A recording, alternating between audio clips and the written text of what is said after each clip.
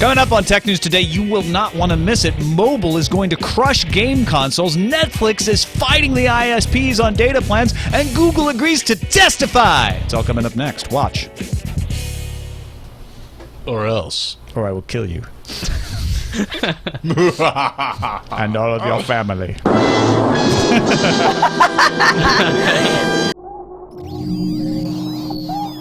Netcasts you love. From people you trust. This is TWiT. Bandwidth for Tech News Today is provided by Cachefly at CACHEFLY.com.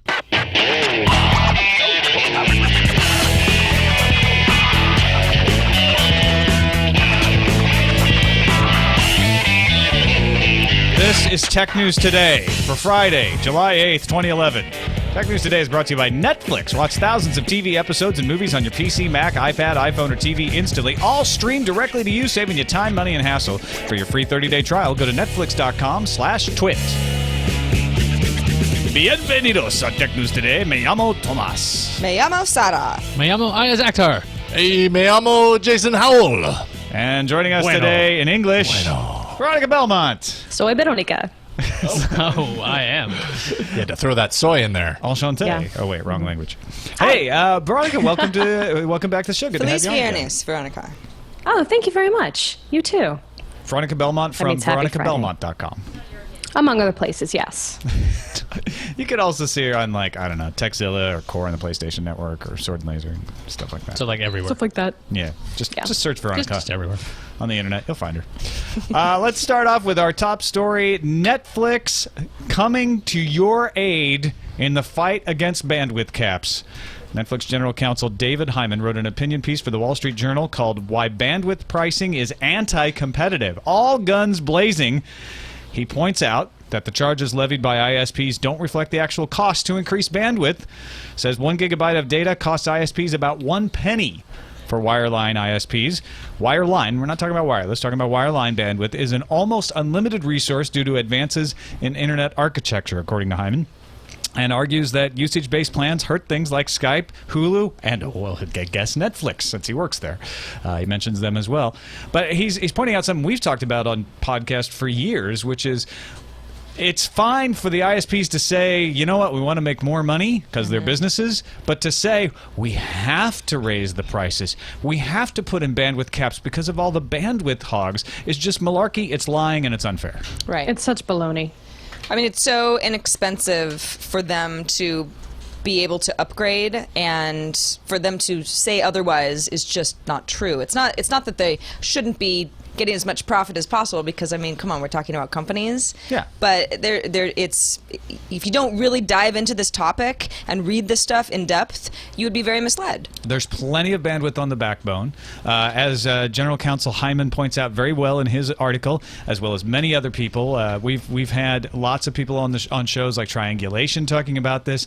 The cost of adding capacity is not nearly in line with the costs that the ISPs are claiming they need to recover. The ISPs are just dragging their heels on rolling out capacity, and it's fine. It would be fine to me if the ISPs came out and said, look, you know what, we want to increase our margins. We're a business. We need to make money to be able to invest money, so we're going to put in bandwidth caps because we think it allows us to monetize our business better. But that's not what they want to say. See, that's the weird thing. I always thought they had a really good plan in place already. If you want a faster speed, you paid more, and that's the thing. People like us who like to watch a lot of online content or download a lot of online content, well, we like being able to access it very fast and as quick as possible. So I don't know why they necessarily have to move to this data cap thing, especially since it's, as General Counsel was saying, this is not a financial reason. I mean, it's not a great reason that they charge you like $10 for a gigabyte when it only costs them a penny. Like it's kind of ridiculous. Yeah, I already feel like I'm paying up the wazoo for the, like, almost the highest quality tier that Comcast will give us right now in San Francisco. And, you know, I'm willing to pay that extra amount because I do want the higher quality service, but at the same time, I don't want other people's service to be degraded by any stretch of the imagination. And where's all this money going if half the time, you know, people still have trouble accessing their internet content or getting decent broadband service? Well, and frankly, if we had competition, this wouldn't be an issue at all. The problem is that they don't have to improve their networks. Where are you going to go? Right. You know, you've got at best two options in most cases. A lot of cases, you only have one option for real high-speed bandwidth. Comcast is our only option, and we just upgraded our package because we figured we're gonna let go of cable TV, and so let's give ourselves a little bit more internet. And nothing changes. It still slows down at the same time every evening because everybody else is watching their Netflix movies or whatever they're doing. So it's that they're not putting the money back in like No, they're claiming. It's I don't just know what that I'm we're paying for. more Exactly. to get the same amount of garbage. Now, Thanks. one thing that I will point out on their side is that bandwidth adoption or high-speed adoption was much slower than expected in the middle part of the decade. And that is one of the things that I think raised a red flag to them, which is why they decided to look for other ways to raise prices, because they were saying, hey, we've got these faster bandwidth pipes, and nobody was moving to them. Everyone was staying on the $20 a month plans, even though they were slow. Now, what Netflix points out, what David Hyman points out, is if you want to encourage people to buy these faster bandwidth tiers, you want to encourage services like Netflix. If I have a slow speed and I decide I want to use Hulu, and if my other choice is to get a higher speed that will restrict me from using Hulu because it's got a bandwidth cap on it, that's not going to encourage me to want to spend more money. It's going to encourage me to want to use the internet less, and that's bad for everyone. That does concern me a little bit, though, because I don't want the cable companies to get into the habit of saying, oh, upgrade to our highest tier internet and get things like Netflix and Hulu, because then I'm worried that people who don't realize that they can already access this stuff on the regular broadband connection will be like, oh, I need to pay, an extra $40 a month to gain access to this content. Not everyone is as smart as, the listeners out there. And maybe they'll think that in order to access this content, they have to pay that more amount of money. Yeah, I don't want them to say, like, we're going to block Netflix unless you pay us more money. But if you're on a, 1 gigabit per I wouldn't say second- they would be blocked. I'm just saying people might think that they have to upgrade in order to get those services. Well, yeah, but if I'm thinking if I'm on a less than 1 gigabit per second DSL connection, I'm telling you, Netflix is almost impossible to use because I used to have that on a DSL connection in Oakland. It just buffers all the time and it's stuttery. So it made me go, well, I want faster speed. It's actually why I left SonicNet, and man, that hurt me because I love that company. They're doing all the right things, but they could not get me a fast enough DSL connection in my house in Oakland, not through their own fault, but because they were renting the pipes from AT&T, and AT&T wasn't upgrading the infrastructure. So I had to switch to cable internet to get the speeds that would allow me to have reliable service. And that's the argument Netflix is making, is this will encourage people to want to get the higher bandwidth so that they can have more devices connected, so that they can use more amounts of bandwidth, reliable bandwidth intensive applications. But it's not because there's some cup of bandwidth somewhere that will go down the more people use it. It's just you need more speed. There's plenty of speed to be delivered. They just need to upgrade the capacity. And the weird thing is that so many more devices have become internet streaming capable, televisions and set-top boxes, and actually just using your computer. But the thing is, these services, 5 years ago, weren't exactly very mature, right? You could have some online video, it'd be like YouTube, and you have some really lousy quality. But now that we can get HD quality stuff, you'd think that people would just go, okay, I want to buy this particularly fast speed internet because we have monstrously large bit rates when it comes to video files. So I don't think the cable companies even need to do this capping thing at all. And hopefully this letter gets a lot of people noticing what's going on with the whole ISP business. My theory has been that these bandwidth caps are really not going to impinge on our ability to use these services because the services are run by big companies and they will start pushing against these bandwidth caps because it's not in their interests, and they'll be able to use some pretty good arguments both in the public and behind the scenes about the fact that there really isn't a need for the caps and there is an anti-competitive situation, and David Hyman from Netflix is making both of those arguments in his Washington Post opinion piece here. Now, that is related to our next story, which is wireless. All of this that we were talking about just now was wired, right? That pipe that comes in. Wireless is a different animal. Not that it has, not that they aren't stretching the truth in wireless, but there is a limited capacity to carry wireless. You have to have a license to use a particular part of the spectrum, and that is a problem. Light Squared is a company we've talked about several times on the show. They want to launch a wholesale satellite and ground transmitter LTE business. I use the word wholesale because what's important to note here is they don't want to be your service provider. They want to do for wireless what we should have for wireline, which is be the dumb pipe. We'll sell wireless to ISPs, and ISPs will resell it to you, and you'll have lots of choices. And so you won't have to be stuck with just Verizon, AT&T, and Sprint. in assuming T-Mobile ends up getting gobbled up by AT&T, you'd have multiple choices from lots of different vendors if LightSquared launches. The problem is the bands that LightSquared is allocated interfere with GPS because they're right next to them. And the news today is that the National Telecommunications Information Agency issued an assessment saying LightSquared should not be allowed to begin its operations in the bands, and in response to LightSquared's solution, recommends the FCC withhold authorization until all the available test data can be analyzed. Now, LightSquared has 2 mobile satellite space vessels, 2 satellites up there. They want to convert them to broadband dispensers streaming internet to ground stations. These ground stations would then broadcast it out to where you could use it. LightSquared says that they understand because they're using a higher power. So they're licensed to use something that's supposed to be very faint when it gets to the ground, right? It's coming from a satellite. Yeah, and then it gets amplified. Exactly. But when they amplify it is when it causes the problem with GPS. So LightSquared says they'll temporarily only use the lower 10 megahertz of their allotted spectrum. They think that will eliminate 99% of the interference. Then they propose cost sharing with the industry to solve the problems for the remaining 1%. And then they went and blamed GPS makers, saying, well, they haven't been properly shielding their stuff anyway, and that's why they're experiencing all this interference. Well, I mean, is it to be suggested that something like Verizon or somebody out there is saying, look, we want to own these things. We don't want small companies buying this from LightSquared so they could compete with us. I mean, is that what's going on here, or are we just looking at, does LightSquared just have a technology that is somewhat flawed at this point? What exactly is causing the holdup? I think it's probably a little bit of both. Yeah. I mean, they don't want the competition, and they don't want interference to increase customer service calls when people are like, something's wrong. I'm sure AT&T and Verizon are out there, is quietly in the corner cheering on the GPS makers because they don't want the competition. But it sounds to me, and Veronica, I know you've been reading up on this as well, like the GPS makers have a real honest objection here.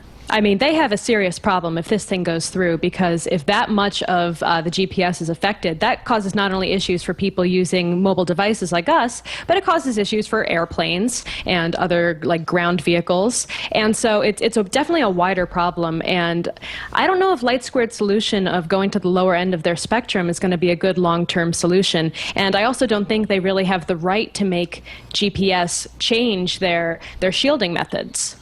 Well, they probably don't, because their original license, was meant to be that low power beamed from satellite, not the high power repeating. But at the same time, isn't it tantalizing to have somebody like LightSquared out there that's willing to provide wholesale access? Shouldn't we figure out how to make this work? LightSquared seems to be willing. Some of the GPS industry seems to be willing to cooperate. Others are being less cooperative. Can they just amplify that lower end of the spectrum instead of doing the whole thing? That's what they say is their temporary solution. That's their temporary solution. And they say that eliminates 99% of the interference, but there's still that last 1%. That's where the battle's going to be fought, because they're saying we can fix that last 1%, but it's a question of who's going to pay for it, because they're losing a lot of money by only using the last 10% of their spectrum because they share it with somebody else, so they have to pay a lot of money to convert things and change the way they do stuff and move those people who share the spectrum out of their way. And I don't think the GPS folks are in any mood to just fork over a bunch of money to help fix this problem, because they can just say, look, don't do it, and it fixes everything. Now, the NTIA, what they're saying that they want all this testing to be done, is that just code for saying this is dead, or is this something that will take an actual measurable timetable? Do we know anything about that? How long this testing will take? It's interesting. The previous tests that I've seen said this is fixable. We just need to figure out how to fix it. This new NTIA has a much more strident tone, and the NTIA is part of the Department of Commerce, not under the FCC, and they're saying basically don't do this until LightSquared proves that it won't interfere with anything. The FCC has said addressing the interference concerns regarding GPS must be completed to the Commission's satisfaction before they can launch their commercial service. So the FCC has said something very close to that as well. Go ahead, Veronica. How did LightSquared not figure this out way in the beginning of their testing. Like, how is this something that they got so far along in the process that they're putting it out to the FCC and being like, hey, we're ready to go. Can you approve this? And they're like, wait a second, this is interfering with one of the other major signals out there. How did it get this far? Yeah, that's a really good question. I don't have an answer to that. I mean, maybe they thought that maybe they tested with shielding in place, with ideal shielding, and that shielding isn't there in all the products. They also claim this was something that they were aware of and let GPS makers know about a long time ago. What I think it was like 2001 was, hey, everyone knew about this, and they had ample time to work with us, and we just kind of kept going forward, and now here we are, and now everyone's complaining. Well, that seems like a bad business decision. Right, yeah, like no news is good news. Doesn't work that way. No. Well, I am still holding out hope that they'll be able to figure this out, but it is not nearly as clear cut as saying, just somebody needs to do this and it'll all work out. It's going to take some smart engineers. There's some smart engineers. What I'm hoping is that politics and business interests don't get in the way and prevent LightSquared from doing this, because it is so absolutely necessary. However, GPS for airplanes, a little more absolutely necessary. A little more important right now. So we need to be able to fix that. Real quickly, Google Chairman Eric Schmidt has agreed to testify at a September hearing in front of the Senate Judiciary Committee's Antitrust Subpanel. Google, if you remember, previously said, yeah, we don't have time for that. And so there's a lot of talk of whether they would actually subpoena Eric Schmidt and force him to appear. Well, he's now said, look, my schedule's free in September. Is September good for you guys? And they've all said their nice things about each other about finally working something out. But the FTC is opening a broad probe into allegations Google used its dominance of the search market to boost its own services. The fact that Schmidt has agreed to appear means Google's taking it seriously now. Is Google under the same gun that Microsoft was under at the beginning of last decade? Google's made a pretty good argument here versus Microsoft. It's simple. You can always switch your browser. It's not like when it's not like when your laptop. You can switch your search engine. That's right. Yeah. And the other thing is when you go and get even a Chrome OS notebook, you can use a different search engine even on that, even though the browser is Chrome. There's always another way out. But versus something like Microsoft, it's pre-installed. You have it on your device. But that was always true of Windows. You could use a different operating system. But you'd have to pay a penalty sometimes to get it off of there. Or you could just buy a computer that didn't have that operating system installed. Which is very difficult to find. Unless you want to get desktops, I guess you could have done that. It's very difficult to find a good search engine these days. Well, that's not Google's fault. It wasn't Microsoft's fault that it was hard to find another OS. But that's why they invested in Apple, to make sure there was always competition. But the thing is, Google doesn't have to invest in competition because they have Microsoft out there trying to get the search engine. I know, anyway. That's funny, isn't it? So, Ironic. thanks to Microsoft, there's always a competitor for Google, so they'll be able to easily say, look, you have a choice, and that was their argument in their blog post. And it's another difference. In all seriousness, it's a no-cost switch. Yep. You're right. It's costly to choose a different OS because you're spending money. And what if it doesn't do what you need it to do and all of that? Yeah. There's none of those considerations. This is just a box to check. Yeah, it's not even a box. You could just type it into your address bar. Or that, right. Remember surfing to sites? And Bing is a shorter name than Google, so it's easier to type. That's true. All Google has to say is just because we do it better doesn't mean we're doing it unlawfully. Right, and I think that if Eric Schmidt had waited to get subpoenaed to appear at an antitrust hearing, it's like if they're confident in the argument that you just laid out, Iyaz, they don't need to be subpoenaed. Why be difficult? Just go there and state your case, and everyone should agree, right? I just hope Eric Schmidt says something silly again, like, we don't really care. Sure, just go for it. Keep investigating us. Because he said some pretty stupid things in the past, and I'm just kind of curious to see what he's going to say. This is his job now, though, as executive chairman. Schmidt, I think he is. His job is to deal with Washington, so go deal with Washington. Godspeed, Eric Schmidt. Let's take a quick break and appeal to your sense of honor. We really can't wait to move into our new studio. We really need it to be perfect. We really need every dime we can get to do that. So yeah, you know about buying bricks, but Netflix.com/twit gets you 30 days free on Netflix and gets us money.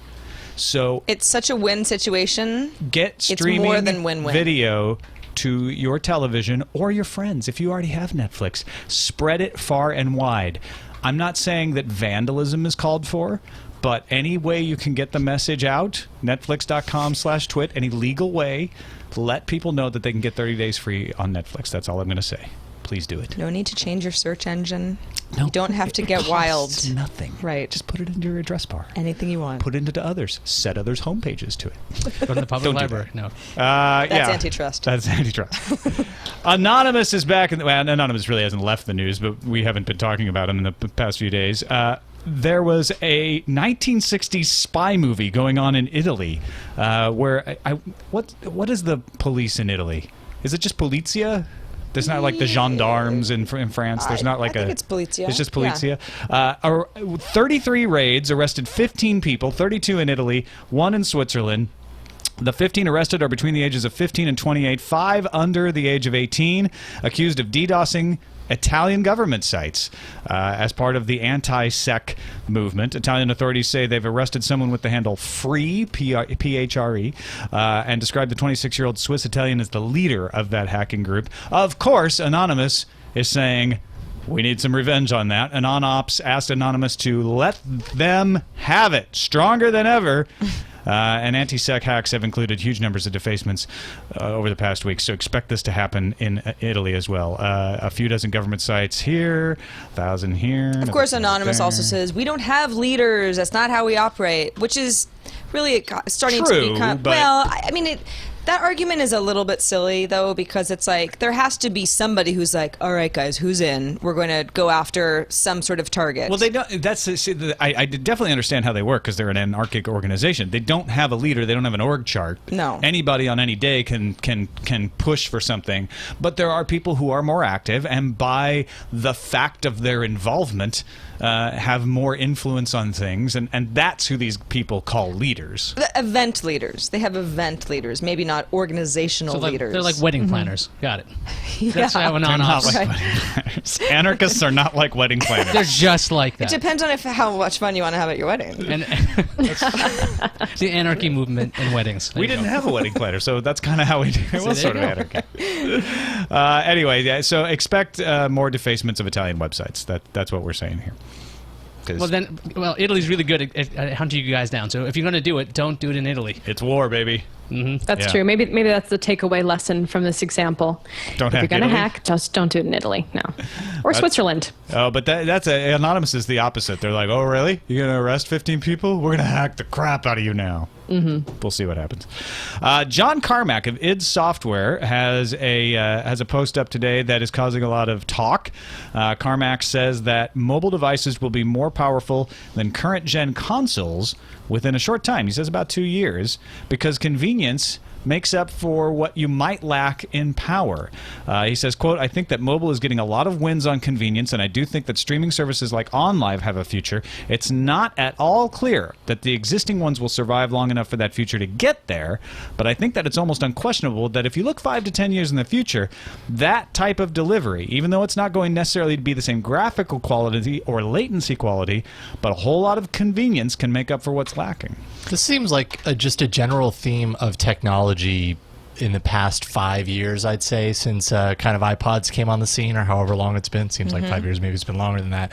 But just in general, media, digital media, convenience trumps quality. Music in its uncompressed format is not as important as music that I can get to in large quantities in my pocket. Same with video online. Netflix movies streaming to you don't necessarily always look the greatest, but you can pick it right then and there and watch it immediately. And I absolutely agree with this. Same thing with video games. I kind of don't agree with No? it. I mean, I think there's definitely a different place, a time and place for mobile gaming, for example. And this is just my personal opinion, of course. I'm not speaking on behalf of Sony, obviously. But my personal experience has been mobile gaming is fine. I like having games on the go, but it's a time and a place kind of thing. I'm doing mobile gaming while I'm waiting for something else, while I'm riding the bus, while I'm on the subway, that kind of thing. When I'm playing like console games, and console games have become so much more immersive and so much more, the quality has just gone up so much in the past 5 years alone, that I want that immersive, sitting in my chair, holding a controller kind of experience where I feel like I'm inside the game.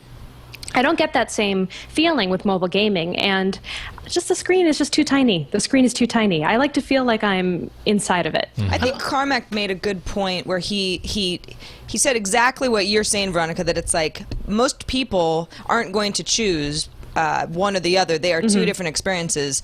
With the way that the industry is going is you've got a little mobile something in your pocket, and then when you're near a console environment, then all of that data can be transferred to however you want to digest it. Yeah, I mean, that's Exactly. what Sony's been trying to do with the Sony Xperia Play, and that's PSP Remote, so you can actually have access, interaction between those two devices. Right. I mean, if you look at the Wii U, it's almost a similar kind of thing where you have what could be a portable console, even though they're saying it's not that controller, and you could also experience better games using that actual machine. So, I mean, I think that what Carmack is saying, and this is something that I think that the industry is aware of. They think that mobile is going to go this way. We've saw Nintendo is sort of dipping their toe into the iOS market and Android with that Pokemon game.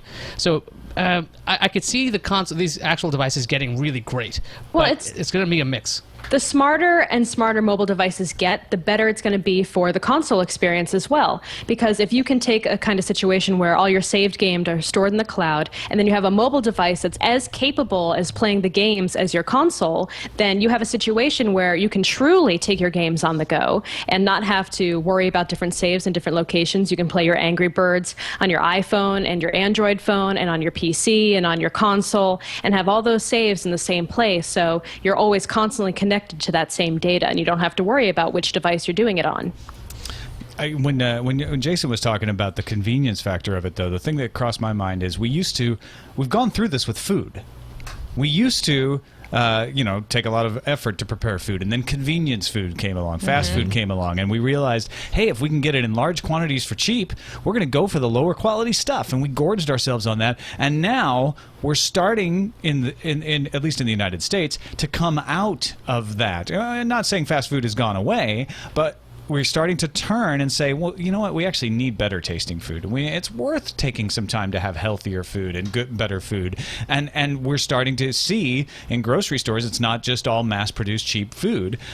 We're on the other side of that bell curve here. And I can see us going through that same pattern with gaming, where we start taking in all of these tiny towers and Wii rules and mobile games and using our time for them. And consoles, I think you're right, Veronica, they don't go away, because a lot of people want that immersive experience. But maybe they get, kind of shoved to the side for a while, and then there's a turn back to quality gaming after a while. I think Sorry, go ahead. Go ahead, Veronica. I'm sorry.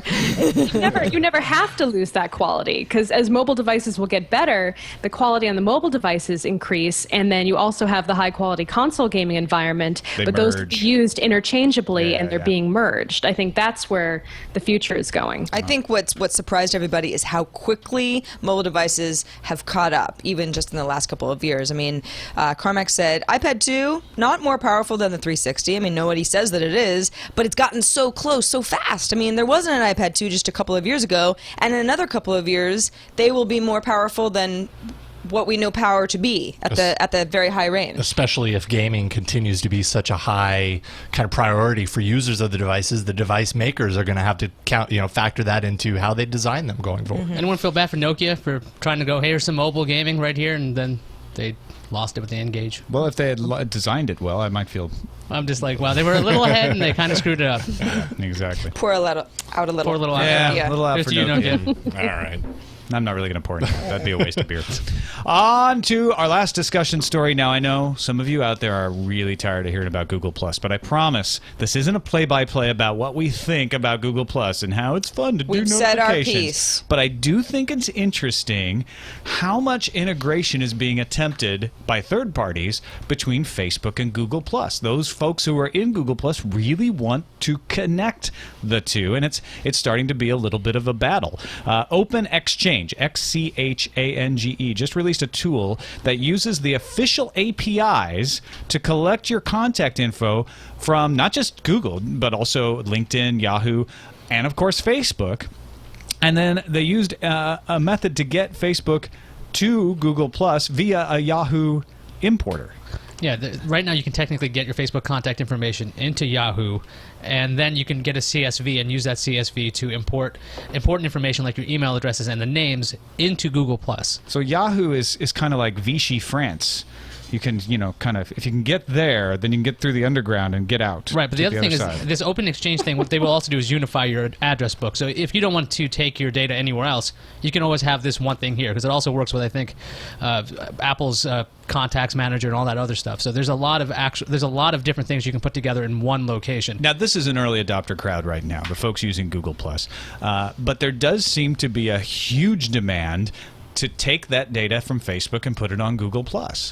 And I don't know if that's just the novelty of it, or if it's really showing that, hey, I want to use both of these things. I don't want to abandon one for the other. Or does it mean that people are like, I'm done with Facebook, I'm moving over? I don't think I've had a lot of the regulars ask, well, why would I leave Facebook for Google+? And I was like, I don't know. I don't know why you would. I just have another social network to hang out on, which is fun. But a lot of people don't think that sort of thing's fun. It's like they have this is how I communicate with people that I'm not sitting in a room with. And if they have everything built up on Facebook, there is no incentive to start using Google+ unless all of that information is somehow easily ported over. Or why would you start from scratch? Eric Schmidt has said in an interview that he thinks there's room for both. Of course, that probably serves him well to say that, because he doesn't want to say, we're going to take Facebook down. That's very generous of him. But Google's actually leaving Orchid up. They say they're two different things. They're going to leave both running. So I think they do see Google Plus as supplementary to other things, and maybe in some ways different. You can merge them together too. Veronica, Sorry. Do you need to get that, Jason? No. Oh, Jason, you are so fired. I knew that was So coming. fired. Well, I probably deserve it in that regard. So. But there's a new Chrome and Firefox extension that integrates Facebook into Google Plus if you want. Is that just ridiculous?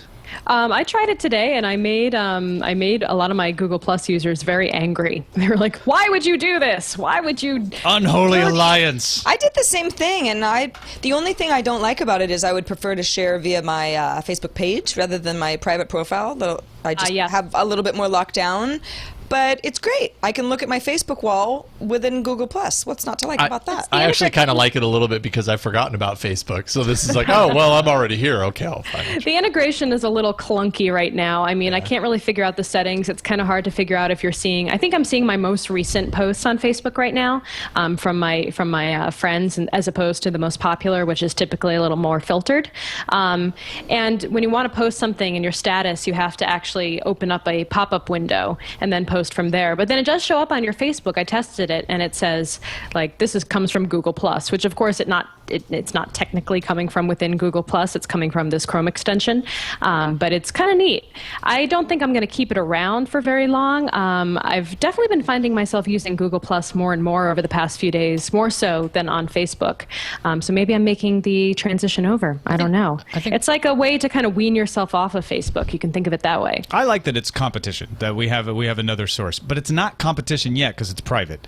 That's the problem. Most of the people in the audience probably can't use it. That's probably some of the frustration we're feeling with people like, I'm tired of hearing about it because I can't try it. Yeah, but I think Schmidt's right. I think you could actually have these things coexisting. I mean, people use Twitter for certain things, and some people use Facebook for others. And I could see how you could manage these social networks in different ways. Like if you wanted to use Facebook for, I don't know, classmates, really, people you kind of your acquaintances and things, and you want to share certain things, you could use Facebook for that. It's almost the way LinkedIn is very, very business centric. That's basically what it's for. But they branched out a little bit further, and they're like, hey, you can send out messages and things like that. Maybe it'll just further define each of these services to be one particular thing. Yeah, right now Google Plus is very, I don't want to say it's like nerd centric, but there are a limited amount of people there, and the people that I'm following, we're all talking about stuff that the majority of my Facebook friends just would have no interest in. I mean, if they saw my Google Plus experience right now, they'd be like, ugh, I don't want anything to do with this. But here are pictures of my kids. Yeah. So maybe there is room for both. Yeah. Maybe that's how they'll differentiate. Let's move on to the news views. Space Shuttle Atlantis launched successfully on its final flight this morning. It is scheduled to land July 20th, and on its important last mission, it's carrying a very important payload, 2 Nexus S phones. The International Space Station has been without Nexus S phones through its entire run.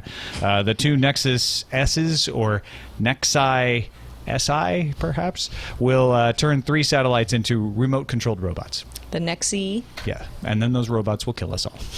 From space. And that is your uplifting Liquid Friday news views. Okay, moving on. Think you're safe with a Bluetooth headset in your ear while you drive? Of course, because you don't hold it up to your head and you've got both hands on the wheel. No, actually you're not safe. That's wrong. That's false. Apparently it's talking on the cell phones that's dangerous, not holding them. The Governor's Highway Safety Association looked at hundreds of scientific reports on distracted driving, covering 10 years of research, so they really dug deep. In a pair of commercial driving studies, a much bigger risk was just the act of dialing a number on a phone, which is something that you still have to do. Yeah. Even when you're going to go... Unless you use one of the wireless in-car things where you can just use say the name. use a Blue Ant.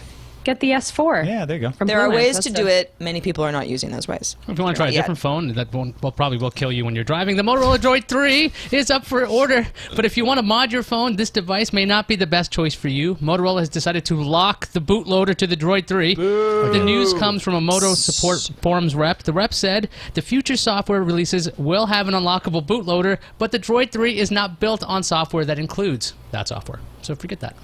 Oh. And hey, Google Apps users, don't feel too left out. Google Plus is coming. Poor Vu. It's coming for you. This news comes from Google's president of enterprise, Dave Gerard. If you'd like to know when, sorry, there's no information about that just yet. Gerard said, sorry for the delay, we need to do it right, which sounds pretty good to me, actually. If you're going to do it, you might as well do it well. Do it right. We didn't say perfect, like Apothecary. Not perfect, just okay.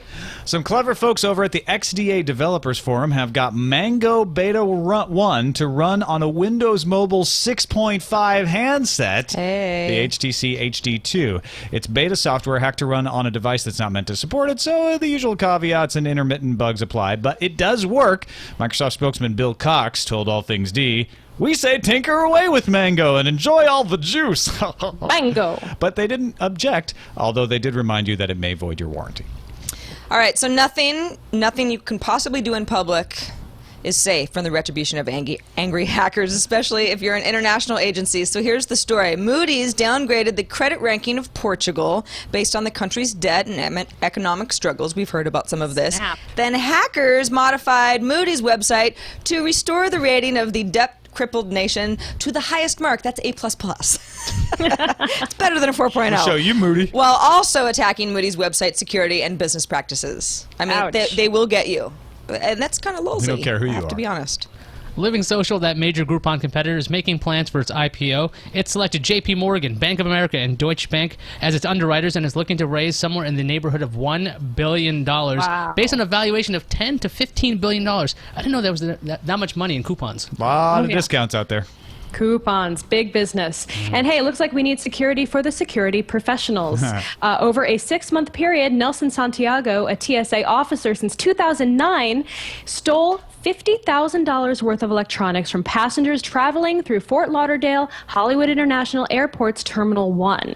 That includes computers, video cameras, GPS devices, and an iPad that they found shoved into his pants. He took it out of a traveler pack. I and want to stuffed be it down able his to pants. take water through security because of this.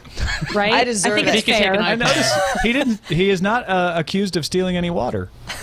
No, Which, just that would have been the easy pickings. And High sell it pants. to people on the other side. According to 9 to 5 Mac, Apple has asked its Apple Store employees to work an overnight shift on July 13th next What could week. it mean? That has fueled speculation that around that time we will see some kind of Apple launch.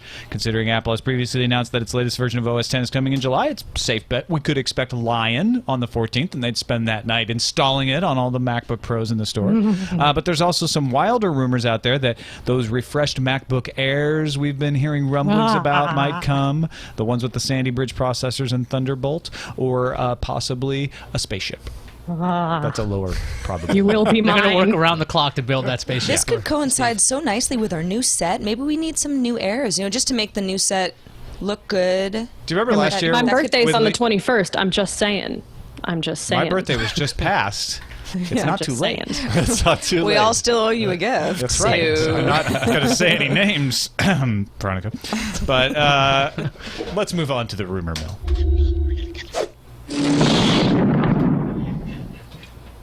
Yes, rumor mill. Oh, sorry, I was busy drinking. Rumor mill. You can drink during the rumor mill. It's okay. Yeah. Rumor mill Pretty today. We haven't had a good Apple rumor about the iPod Touch, and I think it feels left out. We've heard about iPhones, iPads. Yes. And So shuffles. thankfully, AppleSpot.nl has filled the gap, Iyaz. Yeah, it's an iPod Touch with a 3G connection. So, sort of like the iPad, so you could actually go to different carriers. Well, that makes sense. The iPad has a 3G connection option. Why Yeah, wouldn't the but- iPod Touch? Because there's the iPhone that kind of exists that also is on Verizon, also on this other carrier called AT&T. Does this Also, a lot less room in an iPod Touch to shove in all the electronics you need for a 3G if connection. they make it thicker, right? They make the iPod Touch thicker, and they add a better camera, Would they do that? and they keep the Retina Now, display. the new, thicker It's iPod the Touch. same. I can't. We've made it meatier. It's meteor, but we kept the camera crappy. There's no point in this. Why would you do this? It's full of internet.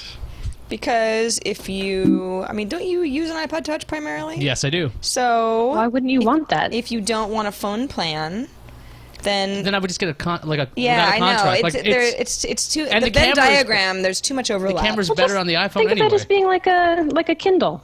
I mean, Kindle has 3G connection. you don't you pay can for just that. be able to download It things still when you won't want have them. it won't have an earpiece, so you can't talk into it properly. Otherwise, you Could you use Skype? You could do speakerphone stuff. That's what I'm saying. Unless you, Yeah. it's not a handset. The iPod Touch is not a handset versus the iPhone. So if the only different thing is the ear speaker, is that really going to make you pick an iPod Touch over? All right, let's vote. Thumbs up, thumbs down on the iPod Touch rumor. I just want to be different. Oh, you Oh, Veronica. see? So Girls it's- against the girls boys. are Yeah, sticking it together. It's definitely on gender lines. Bangs for life. The BFL connection. We're a gang and we're not cooking dinner. On to the calendar. The HP Play has gone beta. It's kind of like iTunes for the touchpad. It's powered by Songbird. It does some cool stuff. You can import your iTunes libraries and build playlists, so on and so forth. But there's no download store, not yet anyway. I'm sure that's coming. So, it's cool. It's got a way to go. The Toshiba Thrive is in stock at Newegg and Amazon, and guess what? Free shipping.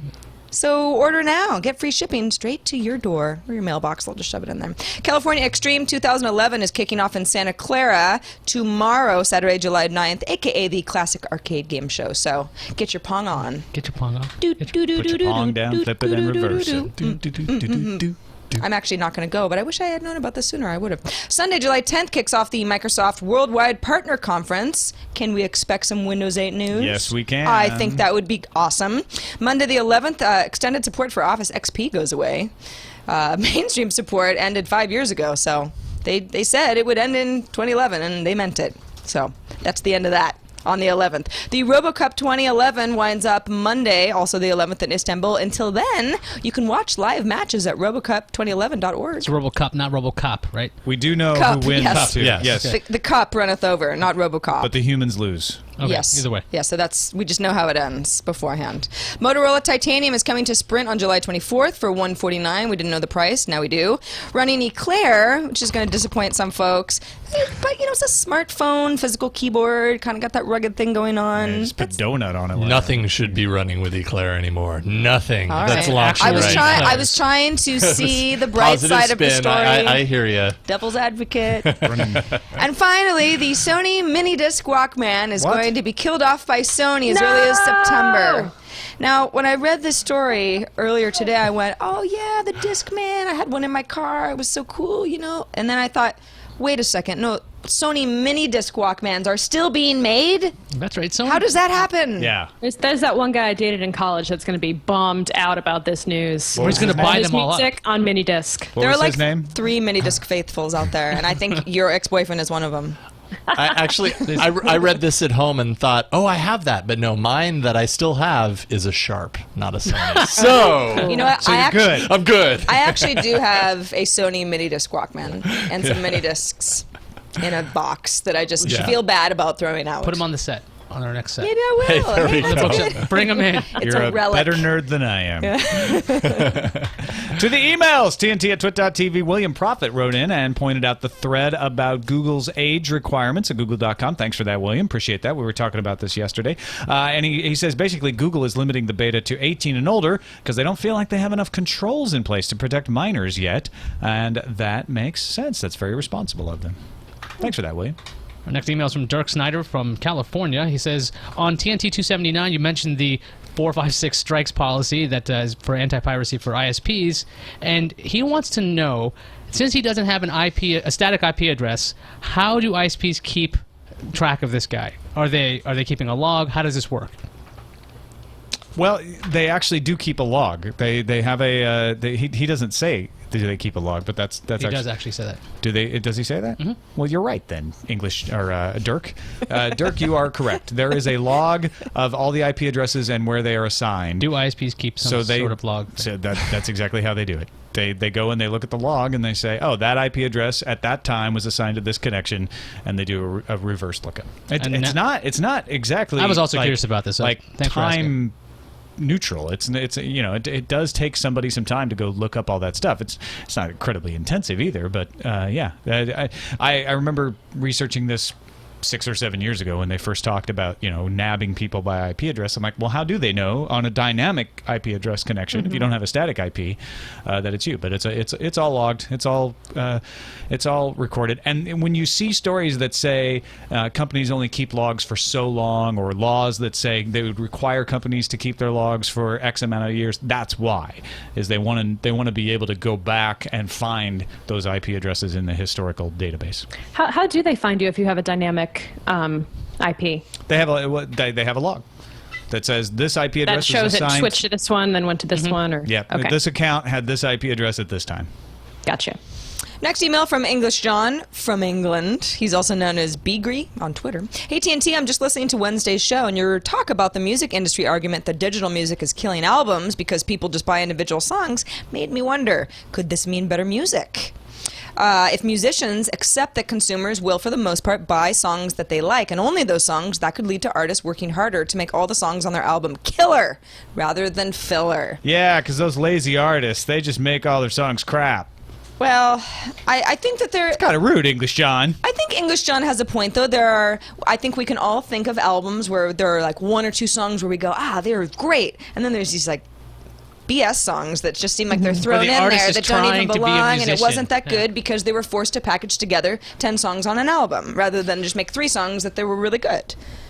Well, we used to always have this Chumbawamba, argument for on Buzz example. Out Loud actually back in the day That's about true, how Veronica. if you can it's buy like throwback, huh? Yeah, if you can buy tracks a la carte, then that means that it's in the artist's best interest to have more tracks that people are going to be willing to download and therefore purchase.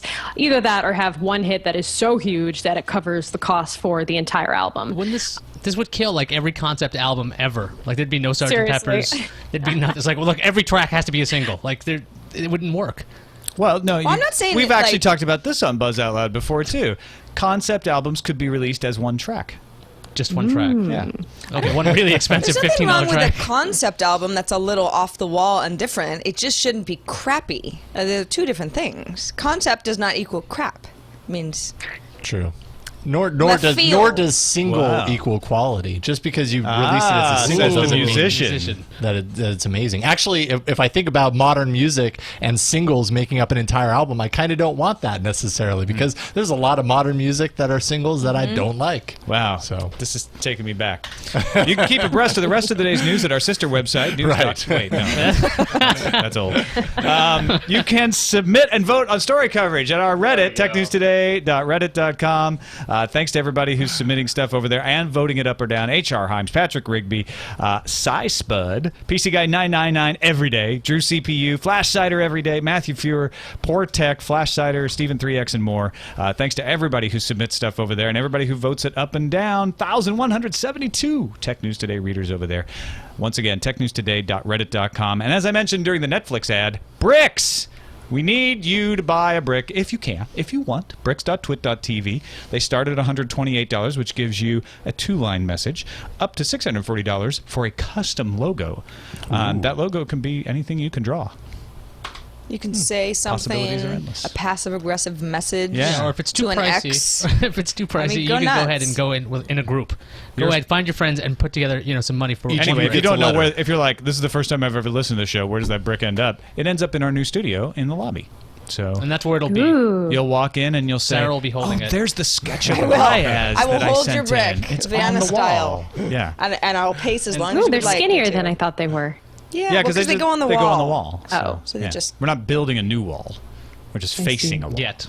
Yeah. Although you can for a Breaking little. down the I think there's an walls. extra charge for it, but you can actually get a full-size brick replica of your brick sent to Which you can throw through someone's window. Don't do that. They are You heavy. could, though. No, I'm just saying you could. Stop inciting shouldn't do violence, that. Sarah. Could, but it's going to be really easy to track back to you. Physically, it's possible. And you- That's how heavy the You bricks are. absolutely That's don't what want I'm to tie a saying. note to it that says Netflix.com/twit. No. would Why be would you do vandalism. that? And It's valid illegal. forever. We don't need things like that being traced back to us. Veronica Belmont, you probably want to disassociate yourself from this show as quickly as possible, but let people know what you're doing these days. These days, I'm still doing Techzilla every week. I've been gone for the past couple of weeks, so and people are starting to get worried. No, I'm still on the show. I was on vacation. I do Core on the PlayStation Network, and of course, I host Sword and Laser with Tom. And next week on Sword and Laser, we are having the creator of the Dothraki language I'm from so Game excited. of Thrones on to explain how he came up with the whole language. It's going to be really cool. David Peterson is his name. It's kind of a Song of Ice and Fire Palooza. The next 3 there. episodes. Well, the last episode we did was a recap of the past 4 books. So if it's been a while since you read the last one, you can catch up. And then we're going to have the Dothraki language inventor on, and then of course the book will be out. It's not for you to promote. Yay! Yeah. But all my very web exciting. stuff is at about.me/Veronica. And you can find us on the web as well. We have a website, right? Somewhere. It's Twit.tv twit.tv/TNT. Can they email Makes us? sense. Yeah, TNT at twit.tv. That makes sense. What about phone? We don't Yeah, have a phone 260 number. TNT show. Oh wow, that's a Okay. lot of ways Yeah. to contact Makes sense us. enough. All right, thanks. When will we see them next? Can't pull the wool over my eyes. Monday. All right. Actually, same time, same place. Cool. Sounds good. All right. So I'll have a be good there. weekend We'll or do something. that. Yeah. Bye. Whatever. Hooray! Get out of here. So over this. I'm fired.